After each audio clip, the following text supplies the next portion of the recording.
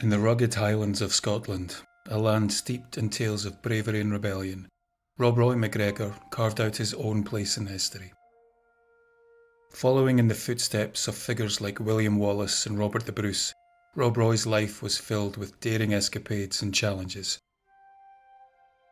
He was born in 1671 in Glen Shira at the head of Loch Fyne, a picturesque area to the east of the renowned Loch Lomond. Both these lochs form part of the wider Trossachs, a region celebrated for its breathtaking landscapes where people historically made a living from the land through farming, fishing and forestry. The Trossachs are a region with a turbulent history of conflict and bloodshed, which paradoxically captivates visitors with its natural splendour and dramatic vistas, inspiring countless poets, artists and nature enthusiasts alike. The tranquil waters of Loch Fyne and the majestic surroundings of the Trossachs provided a dramatic backdrop to Rob Roy's formative years. His early life was influenced by the turbulent times of clan warfare and political unrest that characterised Scotland during the late 17th and early 18th centuries. Raised in the clan-dominated society of the Highlands, McGregor grew up amidst the complexities of clan allegiances, feuds and the struggle for power. From a young age he was immersed in the traditions and values of his Gaelic heritage, learning the skills of hunting, fighting and survival that were essential for life in the Highlands. Despite the challenges and dangers of his upbringing, Rob Roy showed early signs of the leadership and resilience that would come to define his character. His charisma and natural authority earned him respect and admiration among his peers, and he quickly established himself as a prominent figure within the McGregor clan. As he matured, McGregor's reputation as a formidable warrior and cunning strategist grew, and he became involved in the political intrigues and conflicts that plagued Scotland during this tumultuous period. His alliances with powerful men like John Campbell, the second Duke of Argyll, further solidified his influence and stature in the region. Rob Roy's early life was shaped by the harsh realities of Highland existence, but it also laid the foundation for the legendary figure he would become, a symbol of Scottish resilience, bravery, and defiance against oppression.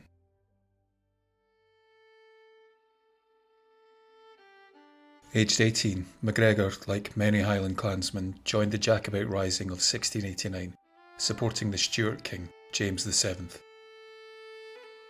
This uprising, led by John Graham, the 1st Viscount Dundee, commonly known as Bonnie Dundee, and Sir Ewan Cameron of Lochiel, sought to restore the deposed Stuart King following the Glorious Revolution of 1688. The revolution resulted in the overthrow of King James II of England, or King James VII of Scotland, by his Protestant daughter Mary and her Dutch husband William of Orange. This relatively bloodless revolution established the supremacy of Parliament over the monarchy and ensured Protestant rule in both England and Scotland. James fled to France while William and Mary were jointly crowned as co-monarchs. Despite initial victories, the Jacobite rebellion faltered with Dundee's death at the Battle of Killiecrankie in 1689. During his father's 2-year imprisonment for high treason, McGregor's mother Margaret's health deteriorated, leading to her passing by the time his father was released. During the 17th and 18th century, like many Scottish clan chiefs, McGregor managed an extra-legal operation to safeguard the cattle herds of the lowland gentry in exchange for protection money. This income supported the families of his tenants and clansmen, providing guarantees that any stolen cattle were either recovered or compensated for. Known for his cattle expertise, McGregor was a prominent figure during a time when cattle raiding and offering protection against thefts were common livelihoods. He borrowed a significant sum of money to expand his cattle herd from the Duke of Montrose, but a trusted herder disappeared with the funds, leading McGregor to default on his loan. Declared an outlaw by Montrose, McGregor faced dire consequences. his family was evicted from their home at Inver, which was subsequently burned to the ground. The Duke of Montrose then seized his land, sparking a personal vendetta between the two men. McGregor retaliated by raiding the Duke's cattle and robbing his rents, fueling a private blood feud between the two. In 1716, after living the life of an outlaw, constantly on the move to avoid the clutches of Montrose, McGregor sought refuge in Glen Shira. While living under the protection of John Campbell, the second Duke of Argyll, commonly known as Red John of the Battles, he built himself a house, the ruins of which can still be seen today. Under Argyll's influence, negotiation for an amnesty and protection for Rob Roy were successful, leading to the granting of permission for him to build a house in the glen in exchange for surrendering his weapons. The tale goes that Argyll only received a collection of blunt, rusty old weapons in this exchange. Today, a sporran and dirk handle believed to have belonged to Rob Roy are on display at Inveraray Castle, and Inveraray is the setting for today's episode. A fortification has stood on the site of the current castle since the 15th century, with the first castle built by the chiefs of the clan Campbell. The castle has played host to notable figures such as King James V, who stayed for a while in 1533. The original castle stood for close to 200 years before being burnt down by the Marquess of Montrose in 1644 during the Wars of the Three Kingdoms. Construction of the current building started in the 18th century. The castle stands proudly on the shores of Loch Fyne and was designed by renowned architect Roger Morris and later completed by William Adam. The castle's construction marked the relocation of the seat of the Campbell clan, the Dukes of Argyll, from their ancient stronghold of Inveraray, reflecting the changing times and a shift in power dynamics. The castle's architecture is a blend of Gothic and neoclassical styles, with its distinctive battlements and turrets giving it a fairy tale appearance. Throughout its history, Inveraray Castle has witnessed its share of political upheavals, clan rivalries, and personal dramas. It's been both a fortress and a family home, adapting to the changing needs and fortunes of its inhabitants. Today, the castle remains the ancestral homes of the Dukes of Argyll, and it's open to the public, offering visitors a glimpse into its rich history and the lives of those who've called it home. But many who visit can't shake the feeling of the past echoing around them, leaving them to wonder if the spirits of its previous inhabitants still haunt its walls. However, our story begins to the northeast of the castle, in the place where Rob Roy found a brief period of peace amidst an otherwise turbulent life. If you travel northeast of Inveraray for around 5 miles to the northern end of Loch Fyne, you'll come to the mouth of Glen Shira. Glen Shira unfolds as a rugged expanse framed by towering hills where the whisper of ancient winds seem to carry the echoes of bygone days. This secluded glen, hidden away in the heart of the Highlands, holds a tranquil beauty that belies its history of clan rivalries and battles. Amidst its rolling moors and dense woodland, the glen offers a sanctuary from the chaos of the outside world, a place where nature reigns supreme and time appears to stand still. This stillness was shattered one warm summer day in 1765 when a father and son, both farmers from Glen, witnessed a truly bizarre sight. They had spent the day walking to Glen Shira to attend some business and, having concluded this, had started the return journey home. Although they had a fair distance to travel, they were used to the long walk, and summer days in Scotland are light, with the sun rising early and setting late. As they approached the Galleon Bridge, the stillness was broken by an ominous and steady rhythm that echoed through the glen. Stopping to listen further, to their shock, they could see a great number of men under arms marching towards them. Marching in regular order, in a formation appearing to be 6 or 7 men abreast, the soldiers, redcoats, walked with purpose along the high road of the glen. The father and son watched in wonder as the awe-inspiring sight of a seemingly endless column of disciplined redcoat soldiers filled the glen, their polished uniforms catching the evening light. It was a scene that spoke of authority and control, leaving the two observers with a mix of admiration and trepidation for what this display of military might could mean for the peaceful glen and its inhabitants. For several minutes the men sat, watching in wonder at what they could see. Not only was this a column of redcoat soldiers, but they could also see women and children walking alongside the flanks of the formation. At one point, they saw what they took to be a stag being cajoled along by men with bayonets, who surrounded it in a circle as they walked. The younger man, curious about what they were witnessing, asked his father, who'd served in the Jacobite uprising of 1745, what regiment these men served. His father felt the army had come from Ireland and must have landed in Kintyre. The father estimated that the column of men was even greater than the number of combatants who'd fought at the Battle of Culloden. Being of fighting age, the son panicked and hid behind a dike, hoping that they hadn't been seen, staying here for several minutes while the bulk of the force passed. Feeling his confidence return, the pair returned to the path and carried on their way, still aware of the huge column on the high road to their side. Once the last of the army had passed, the son turned for one final look, and expecting to see the full column that had marched past them, saw nothing but trees, heather, and bright blue sky. Utterly astounded, neither man could offer an explanation for where this huge army could have gone. The redcoat column had completely disappeared.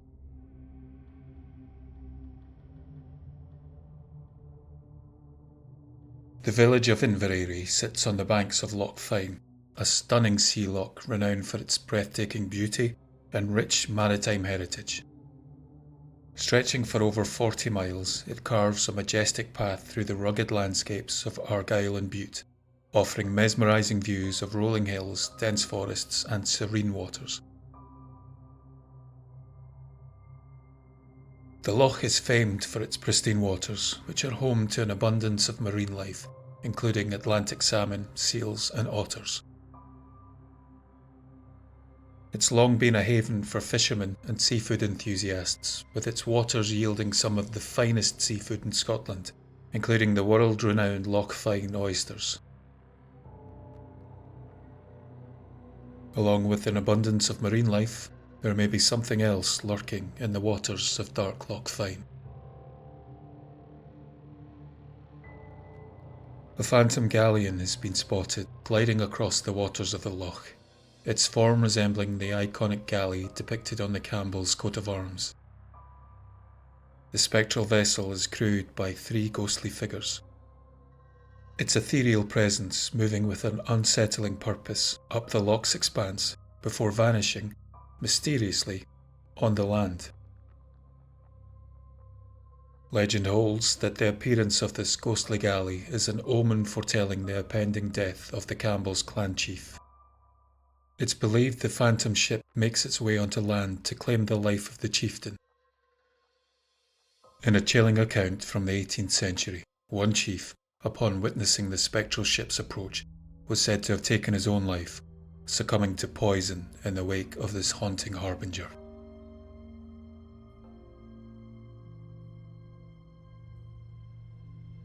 Possibly the most unusual story from Inveraray happened not in it, but above it. In 1758, Sir William Bart, a respected physician, was strolling the grounds of Inveraray Castle in the company of a friend and a servant. As they gazed upwards, a surreal sight unfolded before their eyes. High above, a fierce battle seemed to rage in the heavens, with Highland warriors clashing fiercely with French soldiers. The spectral Highlanders appeared to be in retreat, their assault on a French fortress having failed. To their astonishment, 2 women later came forward, claiming to have witnessed the same ethereal conflict. Weeks passed, and chilling news reached the castle. A Highland regiment from a British force had indeed suffered heavy casualties during an ill-fated attempt to capture the French-held fort of Ticonderoga in Canada. The phantom battle witnessed in the skies above Inveraray seemed to foreshadow the grim reality of war, thousands of miles away.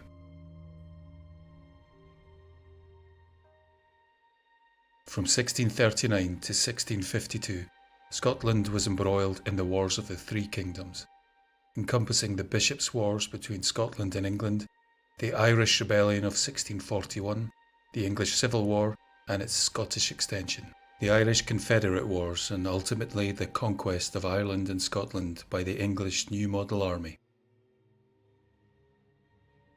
Within Scotland, a civil war raged from 1644 to 1645 between the Royalists who supported Charles I and who were led by James Graham, the first Marquess of Montrose, and the Covenanters, who had governed Scotland since 1639 and were allied with the English Parliament. Perhaps the most prominent Covenanter of the time was Archibald Campbell, the first Marquess of Argyll. Argyll had become a target for the Marquess of Montrose, who unexpectedly marched on Inveraray in December 1644, ultimately forcing Argyll to flee to Roseneath. When the Duke made his hasty departure, he left behind a young Irish harpist who had been part of his retinue. The boy, finding himself alone and vulnerable in the wake of the Duke's desertion, likely felt a sense of impending doom, and it wasn't long before Montrose's men discovered him. These men, hardened by war and staunchly loyal to their cause, were already suspicious of outsiders. The sight of an Irish boy aligned with a force they considered enemies only fueled their fury. In a fit of rage and prejudice, they confronted the young musician. Despite the boy's pleas for mercy and attempts to explain his innocent role as a harpist, the mercenaries were unsympathetic. They saw him as a traitor, aiding their enemy, and decided to make an example of him. The harpist's fate was grim. The Irish mercenaries, seeking revenge for what they perceived as betrayal, inflicted a brutal and merciless punishment on him. His lifeless, dismembered body was left as a gruesome warning, placed deliberately on the Duke's bed to send a chilling message about loyalty and the consequences of perceived treachery. Even after the horrifying incident claimed his life, the young harpist's spirit seemed to cling to the very bed where he met his tragic end. This attachment was so strong that when the bed was moved to the newest part of the castle, into a room known as the MacArthur Room, the ghostly presence of the boy moved with it. Mainly seen by successive Duchesses of Argyll, but rarely by the Dukes, legend has it that the spectral harpist has become an eerie harbinger of death within the castle walls. Whenever a member of the noble family is nearing the end of their days, haunting strains of harp music are said to emanate from the room where the bed now resides. The chilling echo of the harp strings has been a precursor to death for generations. The most recent account of this ghostly occurrence dates back to 1949, when the 10th Duke of the castle passed away, leaving many to wonder about the mysterious connection between the spectral harpist and the impending doom that his music foretells. Within the tranquil confines of the castle gardens lies a relic shrouded in legend.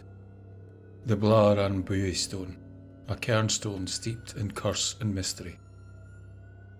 According to local lore, the tale unfolds during the tenure of the 3rd Duke of Argyll, who oversaw the construction of the new Inveraray town. As the new town took shape, residents of the old settlement sought leases to secure their place in the burgeoning community.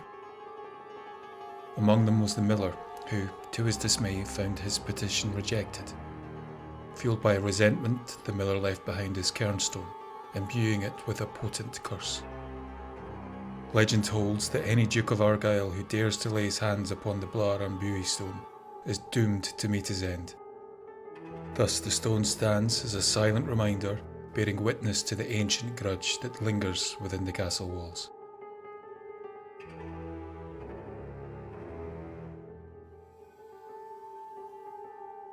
There are two libraries in Inveraray Castle, the Green and Brown libraries. The Green Library in the castle holds more than just books. It harbours a reputation for eerie occurrences that have baffled residents and witnesses alike. Many have reported hearing inexplicable loud bangs echoing from the library's walls, sounds so forceful they shake the very foundations of the room. These mysterious disturbances have often been attributed to restless spirits or the residual energy of past events that took place within the castle's walls. One evening, according to a former owner of the castle, a tremendous commotion shattered the peace. The noise sounded like dozens of books being thrown to the floor inside the locked library. Despite thorough investigations where no items were found out of place, and every book remained neatly on its shelf, the mystery sounds persisted. Each time the room was emptied and securely locked, but the unexplained noises would resume. Strangely, the sounds are normally only heard by members of the Campbell clan, despite other people being present. Some speculate that the noises are echoes of ancient conflicts or cries of long-departed souls seeking to make their presence known. Despite many attempts to unravel the mysteries behind these unsettling sounds, the source remains elusive, adding to the castle's mysterious appeal. The Brown Library is also said to be visited by an equally noisy, although rather more melodic spirit, that of a phantom piper who's been regularly heard playing from the balcony in the library.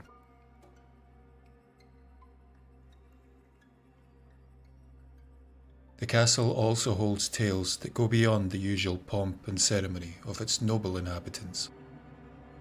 One such story speaks of the raucous spirit of a former laundry maid who's chosen to remain within its walls long after her mortal days. This spirited maid was known during her time for her boisterous nature and infectious laughter, which echoed through the castle's corridors as she went about her daily chores. Her laughter, loud and cheerful, became a familiar sound to those who lived and worked within the castle's walls. Although it's not known for sure why she continues to linger, many believe that tragedy struck one fateful day, and the maid met with a fatal accident in the old kitchen. Since that day, her laughter has continued to echo through the castle, often heard coming from the vicinity of the laundry room. Visitors and staff alike have reported hearing cheerful laughter, sometimes accompanied by the sounds of water sloshing and fabrics rustling, as if she is still diligently carrying out her duties. Despite her lively presence, the maid is said to be harmless, her spirit simply lingering to relieve the joyous moments of her past life. Her playful antics serve as a reminder of the castle's rich history and the many souls who've called it home over the centuries.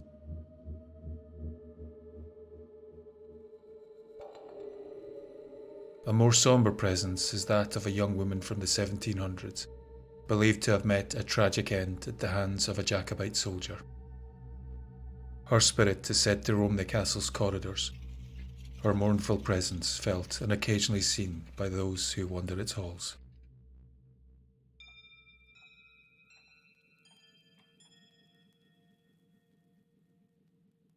Along with the castle, there's another building in Inveraray that's earned a reputation as one of the most haunted locations in Argyll, possibly even Scotland: Inveraray Jail. Built in 1820, the jail served as a prison for nearly 70 years, until it closed its doors in 1889. It was designed by the renowned architect Thomas Brown, who gave the building its distinctive neo-Gothic style that stands out even today. The conditions within Inveraray Jail during its operational years were notoriously harsh. In the old prison block, men, women and children were housed together in cramped cells, often without adequate sanitation or heating, making it a grim place to be incarcerated. In 1839, a new jail was built to meet the needs of the Prisons Act. This three-storey block allowed for separation of prisoners and improved overall standards for those incarcerated. The new facility took on a dual function, serving as both a jail and a courthouse, and reflected the changing needs of the justice system, providing a more modern and efficient space to handle legal proceedings. In 1889, Barluni Prison was opened in Glasgow, and this signalled the end of Inveraray as a jail. Today, the jail stands as a museum, offering visitors a glimpse into the harsh realities of 19th century prison life. The exhibits provide insights into the daily lives of prisoners, the judicial system of the time, and the social conditions that led people to end up behind bars. The museum is a testament to the history of crime and punishment in Scotland, preserving the stories and experiences of those who once called Inveraray home. Yet behind its historical displays, whispers persist of the jail's troubled past, suggesting that the spirits of its former residents may still roam its corridors. Some people have reported hearing the giggles and whispers of children echoing in empty cells, particularly in Cell 2. The disembodied voices are especially chilling when considering the jail's grim past, where entire families, including innocent children, were locked away for minor infractions. In Cell 4, eerie phantom footsteps frequently resound through its chilling, dim passageways. They creep closer, inch by haunting inch, towards the cell door. Yet, when they reach their destination, no trace of their elusive owner can be found. Dark, shadowy figures have been seen silently moving between the cells, their elusive forms slipping through the darkness, leaving an unsettling presence in their wake. Those who have been brave enough to go into the cell where a figure has just entered are shocked to find them empty. A large man, thought to be a violent ex-prison guard, is regularly seen in the new prison. His presence is said to be felt as the temperature drops and the atmosphere darkens, before he is seen angrily walking up and down the corridors, staring in the now empty cells. Cell number 1, which housed female prisoners, is said to be haunted by two poor, unfortunate souls who were imprisoned here not long after the jail opened.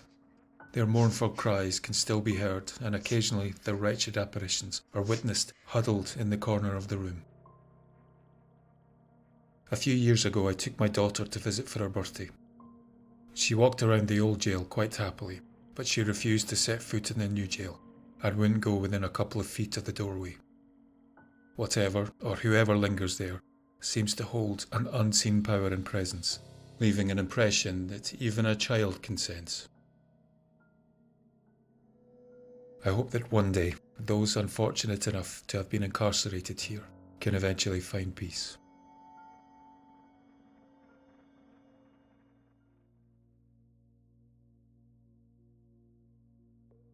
The land upon which Inveraray Castle and Jail stands has borne witness to centuries of history, holding on to tales that time has failed to erase. From the days of clan warfare to the whispers of ghostly apparitions, both the castle and jail encapsulate the rich tapestry of the town's past. The haunting echoes of redcoat footsteps in Glen Shira, the Phantom Galley gliding across Loch Fyne, and the spectral Highlanders battling in the skies above are just a few threads woven into the fabric of their history. Inveraray Castle, with its ancient walls and sprawling gardens, stands as a testament to Scotland's enduring spirit, a place where history resonates and refuses to fade. The jail, now a museum, remains one of the most haunted locations in Argyll, its corridors resonating with the whispers of those who once called it home.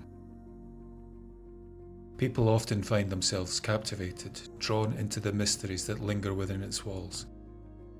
As you explore the castle's grand rooms and the jail's haunting cells, remember you're following in the footsteps of legends, treading paths once walked by warriors, poets, and the spirits of old.